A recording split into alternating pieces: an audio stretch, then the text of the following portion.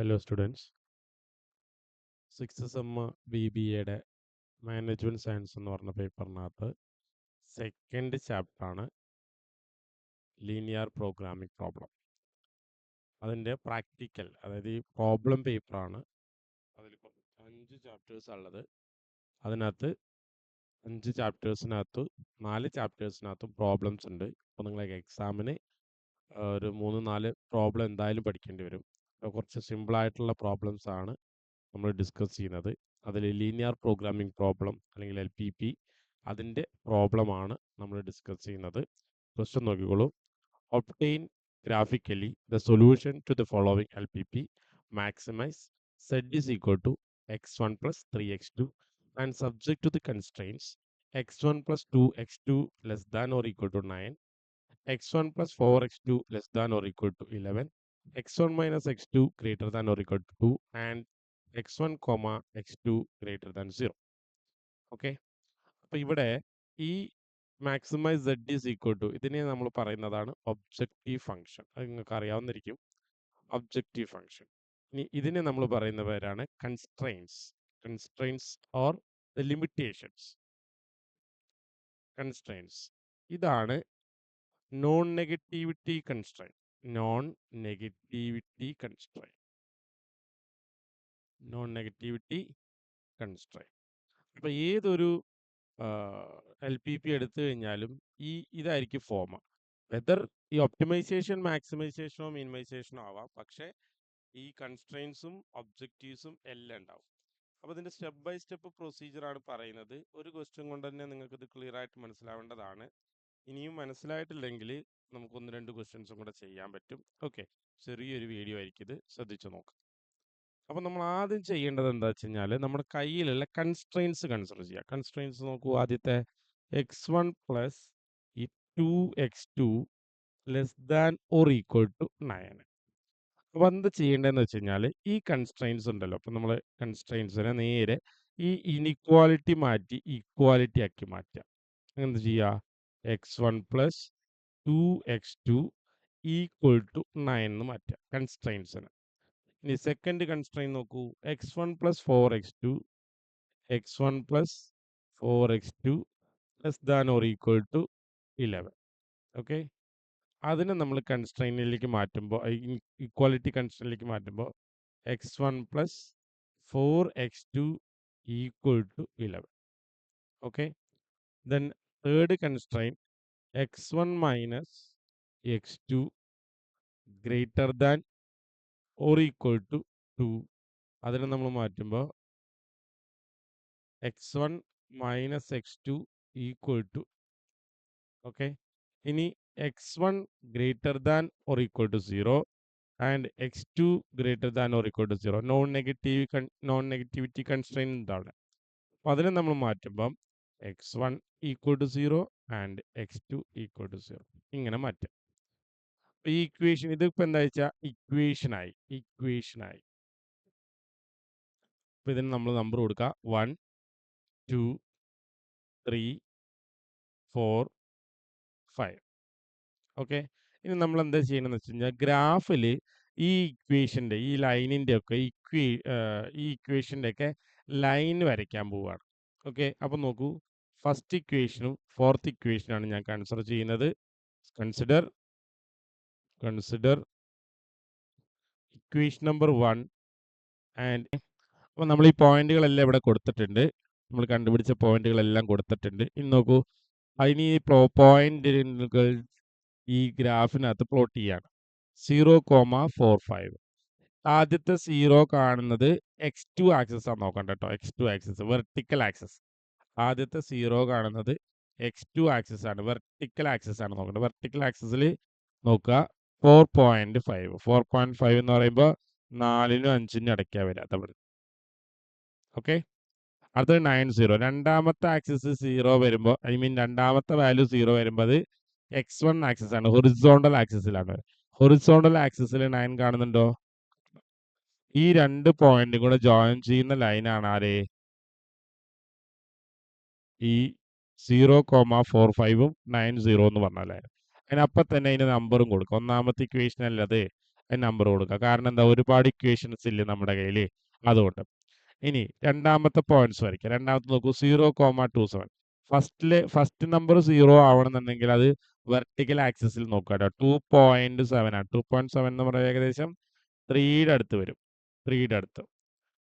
പിന്നെ രണ്ടാമത്തെ നോക്കൂ, 11,0 ആണ്. 11,0 എന്ന് പറയുമ്പോൾ രണ്ടാമത്തെ നമ്പർ 0 ആകുമ്പോൾ ഹൊറിസോണ്ടൽ ആക്സിസിൽ, എക്സ് ആക്സിസിലാണ് നോക്കേണ്ടത്. അപ്പോൾ അവിടെ 11 വരും.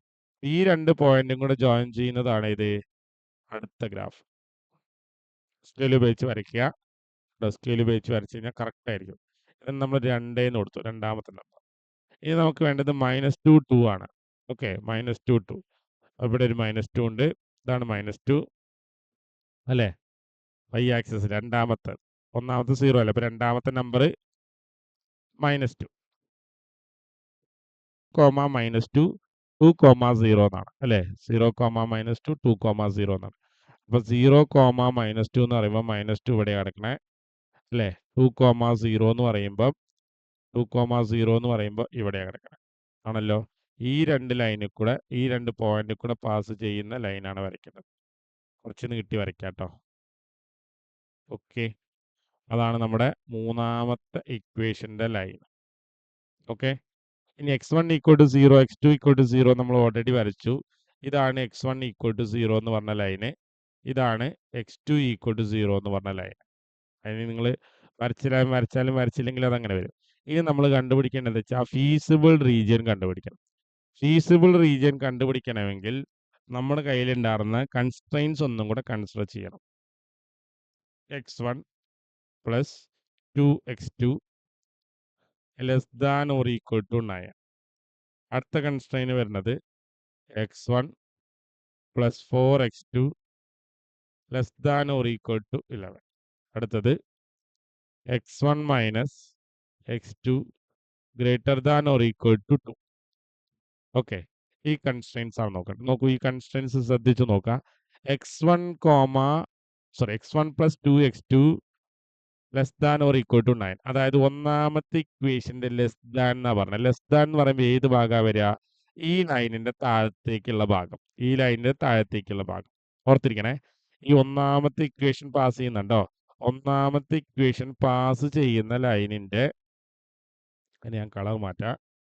ഓക്കെ, ഒന്നാമത്തെ ഇക്വേഷന്റെ ലൈന് കളർ നിങ്ങൾക്ക് കാണുന്നുണ്ടാവും. മാറ്റിയിട്ടുണ്ട്, യെല്ലോ കളർ. ഓക്കെ, അപ്പോൾ ഈ വയലറ്റ് കളറിൽ പോകുന്ന ആ ഇക്വേഷന്റെ താഴത്തോട്ടാണ് ഒന്നാമത്തെ ഇക്വേഷൻ പറയുന്നത്. ഓക്കെ, ഇനി രണ്ടാമത്തെ ഇക്വേഷൻ നോക്കൂ, x1 + 4x2 <= 11. അപ്പോൾ ഈ ഗ്രീൻ ലൈൻ കണ്ടോ, രണ്ടാമത്തെ ലൈനിന്റെ താഴത്തോട്ടെന്നാ പറഞ്ഞത്. മൂന്നാമത്തത് x1 - x2 > 2. ഈ മൂന്നാമത്തെ ലൈനിന്റെ വലത്തോട്ടെന്നാ പറഞ്ഞത്. അപ്പൊ ഈ മൂന്നും കൂടെ സാറ്റിസ്ഫൈ ചെയ്യുന്ന റീജിയൻ ഏതാ വരിക? ഇതല്ലേ, ഇതിന്റെ വലത്തോട്ട്, ഇതിന്റെ താഴത്തേക്ക്, ഇതിന്റെ താഴത്തേക്ക് അല്ലേ. പിന്നെ x1 > 0 എന്ന് പറഞ്ഞു, അപ്പൊ ഇതിന്റെ മേലേക്കാ വരാം. ഓക്കെ, അപ്പൊ ഈ ഒരു റീജിയൻ കണ്ടോ, ഇവിടെ നമുക്ക് കിട്ടുന്ന റീജിയൻ, ഈ റീജിയനെയാണ് ഫീസിബിൾ റീജിയൻ എന്ന് പറയുന്നത്. ഈ ഷെയ്ഡ് ചെയ്ത റീജിയനെയാണ് നമ്മൾ എന്ത് പറയുക? ഫീസിബിൾ റീജിയൻ എന്ന് പറയുന്നത്. ഓക്കെ, അപ്പൊ ഫീസിബിൾ റീജിയൻ കിട്ടിയത് ക്ലിയർ ആയെന്ന് വിചാരിക്കണം. Feasible region. ഓക്കെ, അപ്പൊ എന്താണ് ഫീസിബിൾ റീജിയൻ എന്ന് പറഞ്ഞു കഴിഞ്ഞാല്? ഫീസിബിൾ റീജിയൻ എന്ന് പറഞ്ഞു കഴിഞ്ഞാല് region which satisfying all the constraints. നമ്മുടെ കയ്യിലുള്ള കൺസ്ട്രെയിൻസ് അല്ലെങ്കിൽ കണ്ടീഷൻസ് എല്ലാം കൂടെ സാറ്റിസ്ഫൈ ചെയ്യുന്ന റീജിയൻ ആണ് ഏത്? Feasible region. അപ്പൊ ഈ ഫീസിബിൾ റീജിയന്റെ കോർണർ പോയിന്റ്സിലാണ് നമ്മുടെ സൊല്യൂഷൻ കിടക്കുന്നത്. കോർണർ പോയിന്റ്സ് എന്ന് പറഞ്ഞാൽ ഒന്ന് ഇതാണ്, ഒന്ന് ഇതാണ്, ഒന്ന് ഇവിടെയാണ്, ഒന്ന് ഇവിടെയാണ്. ഓക്കെ, അപ്പൊ ആ പോയിന്റുകളാണ് കൺസിഡർ ചെയ്യുന്നത്. അപ്പൊ നോക്കൂ, ഇതിനെ ഞാൻ എ എന്നെടുത്തു, ഈ പോയിന്റ് ഞാൻ ബി എന്നെടുത്തു, ഈ പോയിന്റ് സി എന്നെടുത്തു, ഈ പോയിന്റ് ഡി എന്നെടുത്തു. ഈ എ ബി സി ഡി എന്ന് പറഞ്ഞ ഈ 4 പോയിന്റിനകത്തും നമ്മൾ എന്ത് ചെയ്യുന്നു? x1ന്റെ വാല്യൂ x2ന്റെ വാല്യൂ കണ്ടുപിടിക്കണം. ആ x1ന്റെ വാല്യൂം x2ന്റെ വാല്യൂം നമ്മുടെ ഒബ്ജക്റ്റീവ് ഫംഗ്ഷനിൽ കൊണ്ടുപോയി സബ്സ്റ്റിറ്റ്യൂട്ട് ചെയ്യും. ഒബ്ജക്റ്റീവ് ഫംഗ്ഷനിൽ കൊണ്ടുപോയി സബ്സ്റ്റിറ്റ്യൂട്ട് ചെയ്യുമ്പോൾ ഏത് വാല്യൂ ആണോ മാക്സിമം വരുന്നത്, ആ വാല്യൂ ആയിരിക്കും നമ്മുടെ ഒപ്റ്റിമൽ സൊല്യൂഷൻ. കാരണം എന്താ? ഒപ്റ്റിമൈസേഷൻ മാക്സിമം ആണ്. അപ്പോൾ ഞാൻ എയിലുള്ള കോർഡിനേറ്റും ബിയിലുള്ള കോർഡിനേറ്റും നോക്കുക കേട്ടോ. എ എന്ന് പറയുന്നത് ഒരു ആക്സിസിലെ ആക്സിസിലെ പോയിന്റ് ആണ്. എ എന്ന് നോക്കൂ, ഇവിടെ ഫിഗർ നോക്കിയാൽ മനസ്സിലാവും. എ എന്ന് പറയുന്നത് ഒരു ആക്സിസിലെ പോയിന്റ് ആണ്. ശരിയല്ലേ? എ എന്ന് പറയുന്നത് ഒരു ആക്സിസിലെ പോയിന്റ് ആണ്. അപ്പൊ എ എന്ന് പറഞ്ഞ പോയിന്റിലെ കോർഡിനേറ്റ് ഏതാണ്? x1 2 ആണ്, x2 0 ആണ്. അപ്പോൾ എ എന്ന് പറയുന്ന പോയിന്റിലെ വാല്യൂ കിട്ടി. ഏതൊക്കെയാണ്? x1 2 ആണ്, x2 0 ആണ്. എ കിട്ടി. അതുപോലെ തന്നെ ഡി നോക്കൂ. ഡി ഞാൻ എളുപ്പം കിട്ടുന്ന വേഗം പറയാട്ടോ. ഡി എന്ന് പറയുന്നത് നോക്കൂ, അതും ആക്സിസിലെ പോയിന്റ് ആണ്. അവിടെ x1 എത്രയാണ്? 9 ആണ്. x2 എത്രയാണ്? 0 ആണ്. അപ്പൊ ഡിയിലെ പോയിന്റും കിട്ടി. x1 9 ആണ്, x2 0 ആണ്. ഇനി ബി എന്ന് പറയുന്നത് ഒരു ഇന്റർസെക്റ്റിംഗ് പോയിന്റ് ആണ്. കാര്യം എന്താ? ഈ രണ്ട് ലൈനുകൾ ഇന്റർസെക്ട് ചെയ്യുമ്പോഴാണ് ബി വരുന്നത്. കണ്ടോ? ഈ ബ്ലാക്ക് ലൈനും ഈ ഗ്രീൻ ലൈനും കൂടെ ഇന്റർസെക്ട് ചെയ്യുമ്പോഴാണ് ബി എന്ന് പറഞ്ഞ പോയിന്റ് ഉണ്ടാവുക. അപ്പൊ ഈ ലൈനുകൾ ഏതൊക്കെയാണ് നോക്കണം. ഏതാണ്? രണ്ടാമത്തെ ലൈനും മൂന്നാമത്തെ ലൈനും ആണ് എന്ത് ചെയ്യുന്നത്? ഈ ഗ്രീൻ ലൈനും ബ്ലാക്ക് ലൈനും എന്ന് പറഞ്ഞത് ആണല്ലോ. അപ്പൊ ഈ രണ്ട് ലൈനുകൾ ഇക്വേറ്റ് ചെയ്താൽ, ഐ മീൻ സോൾവ് ചെയ്താൽ നമുക്ക് എന്ത് കിട്ടും? ബി കിട്ടും. അങ്ങനെ നമുക്ക് ബി കിട്ടുള്ളൂ കേട്ടോ. അപ്പൊ നമുക്ക് ബി കിട്ടാൻ വേണ്ടിയിട്ട് ഇന്റർസെക്ട് ചെയ്യുന്ന ലൈനുകൾ ഏതൊക്കെയാണ് നോക്കാം. രണ്ടാമത്തെ ഇക്വേഷനും മൂന്നാമത്തെ ഇക്വേഷനാണ് ഇന്റർസെക്ട് ചെയ്യുന്നത്. അപ്പൊ രണ്ടാമത്തെ equation x1 plus 4x2 equal to 11 എന്നും മൂന്നാമത്തെ ഇക്വേഷനെ x1 minus x2 equal to 2 എന്നും എടുത്തു. ഓക്കെ, ഇത് നോക്കൂ. ചുമ്മാ നമ്മൾ ഇതാണ് രണ്ടാമത്തെ ഇക്വേഷൻ, ഇതാണ് മൂന്നാമത്തെ ഇക്വേഷൻ. ഓക്കെ, രണ്ടാമത്തെ ഇക്വേഷനോ മൂന്നാമത്തെ ഇക്വേഷൻ സബ്സ്ട്രാക്ട് ചെയ്യാന്ന് വിചാരിച്ചോ. അപ്പൊ x1 നിന്ന് x1 കുറച്ച് എന്താ കിട്ടുക? 0. 4x2 minus x2. 4x2 minus x2. രണ്ട് മൈനസ് അടുത്തടുത്ത് വന്ന് എന്താവും? പ്ലസ് ആവും. 4x2 പ്ലസ് x2 എന്നാവും. ഇപ്പൊ എത്രയായി? 5x2. 11 മൈനസ് 2 എന്ന് പറയുമ്പോൾ 9 ആയി. ഇപ്പൊ x2 എത്ര വരിക? x2 9/5. ഓക്കെ, അപ്പൊ ബിയുടെ x2ന്റെ വാല്യൂ കിട്ടി എത്രയാണ്? 9/5 ആണ്. ഇനി x1ന് കിട്ടണ്ടേ? അത് ഈ ഇക്വേഷനകത്ത് ഏതെങ്കിലും ഒരു ഇക്വേഷനിൽ കൊടുത്തു കഴിഞ്ഞാൽ നമുക്ക് എന്ത് കിട്ടും? x1ന്റെ വാല്യൂ കിട്ടും. ഞാൻ ഈ ഇക്വേഷൻ നമ്പർ 3 കൊടുക്കുന്നു കേട്ടോ. സബ്സ്റ്റിറ്റ്യൂട്ട് x2 ഈക്വൽ ടു 9/5, അല്ലെങ്കിൽ ഡെസിമൽ വാല്യൂ 1.8 ആണ്. അത് സബ്സ്റ്റിറ്റ്യൂട്ട് ചെയ്യാം. അപ്പോൾ x1 minus 1.8 is equal to 2 എന്ന് വരും. സോ അപ്പൊ x1 എത്ര വരിക? x1 ഈ മൈനസ് 1.8 അപ്പുറം പോകുമ്പോൾ 2 പ്ലസ് 1.8 എന്നാവും. അപ്പൊ x1 എത്രയാണ്? 3.8 എന്നാവും. അപ്പൊ x1ന്റെ വാല്യൂ എത്രയാണ് അവിടെ? 3.8. ഓക്കെ, x2ന്റെ വാല്യൂ എത്രയാണ് അവിടെ? 9/5 അല്ലെങ്കിൽ 1.8. ബി ആയില്ലേ? ഇനി സി നോക്കൂ. സിയും അതുപോലെ ഒരു ഇന്റർസെക്റ്റിംഗ് പോയിന്റ് ആണ്. ആരൊക്കെയാ? ഒന്നാമത്തെ ഇക്വേഷനും രണ്ടാമത്തെ ഇക്വേഷൻ. കണ്ടോ, ഇവിടെയാണ് സി ട്ടോ. ഇതാണ് സി. നോക്കുന്നില്ലേ? ഓക്കെ, അപ്പോ ഒന്നാമത്തെ ഇക്വേഷനും രണ്ടാമത്തെ ഇക്വേഷനും കൂടെ ഇന്റർസെക്ട് ചെയ്യുമ്പോഴാണ് സി എന്ന് പറഞ്ഞ പോയിന്റ് ഉണ്ടാവുന്നത്. 1 ഉം 3 ആണ് നമ്മൾ സോൾവ് ചെയ്യേണ്ടത്. 1 ഉം 3 നമുക്ക് സോൾവ് ചെയ്ത് നോക്കാം. ഒന്നാമത്തെ ഇക്വേഷൻ ഏതാണ്? ഒന്നാമത്തെ equation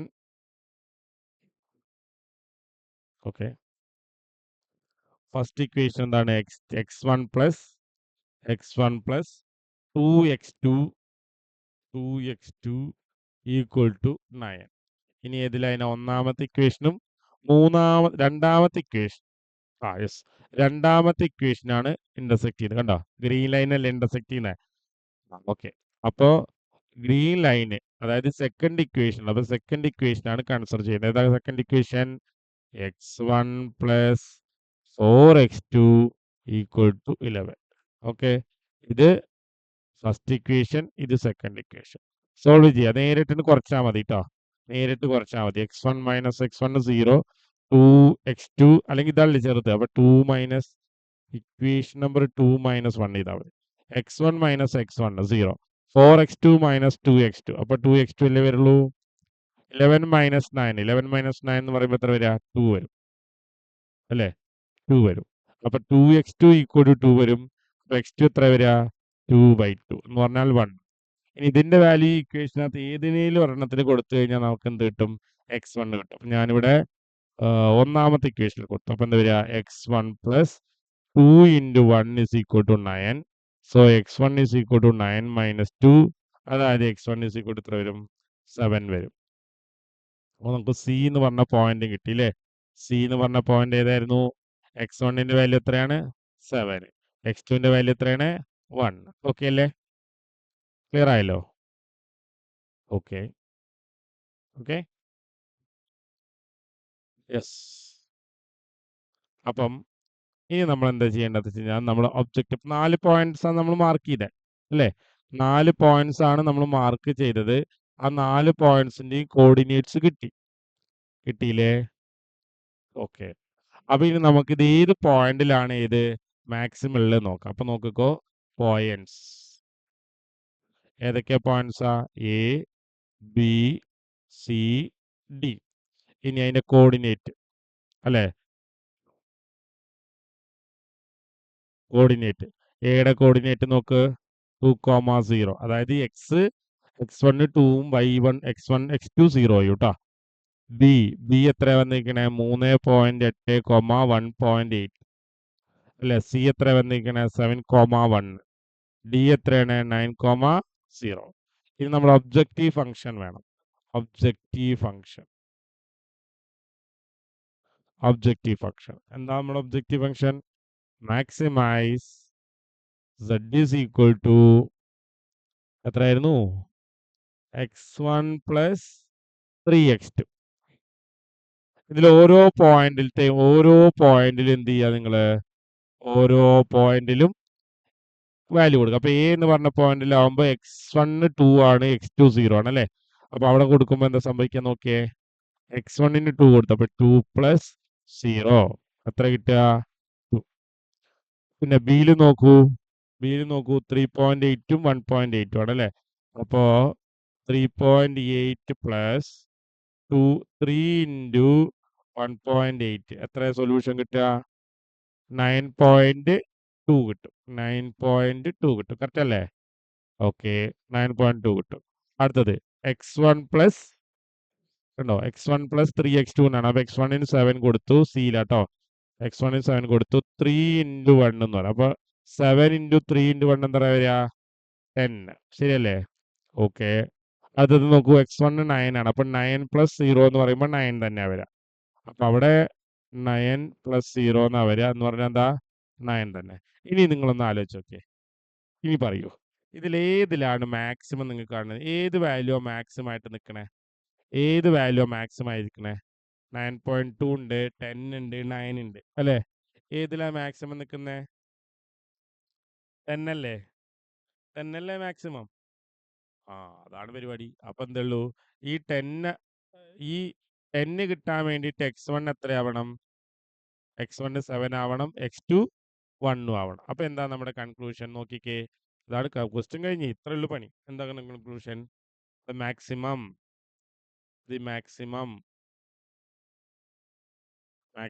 is at the point C അല്ല, സിയിലല്ലേ മാക്സിമം വന്നത്? C. Okay. And x1 is equal to x1 എത്ര വരണ്ടേ? 7 and x2 is equal to 1. hence the maximum, ആ മാക്സിമം എത്ര എന്ന് പറഞ്ഞു കൊടുക്കാം. മാക്സിമം ഈസ് എത്രയാ? 10. ഇത്രയും എഴുതി കഴിഞ്ഞാൽ അതിന്റെ ക്വസ്റ്റ്യൻ കഴിഞ്ഞു. കറക്റ്റ് അല്ലേ? ക്ലിയർ അല്ലേ? ഓക്കെ. അപ്പോൾ എന്തെങ്കിലും ഡൗട്ട് ഉണ്ടെങ്കിൽ നിങ്ങൾ എന്ത് ചെയ്യാന്ന് വെച്ച് കഴിഞ്ഞാൽ ചാറ്റ് ബോക്സിൽ ചോദിക്കുക കേട്ടോ. Okay, thank you.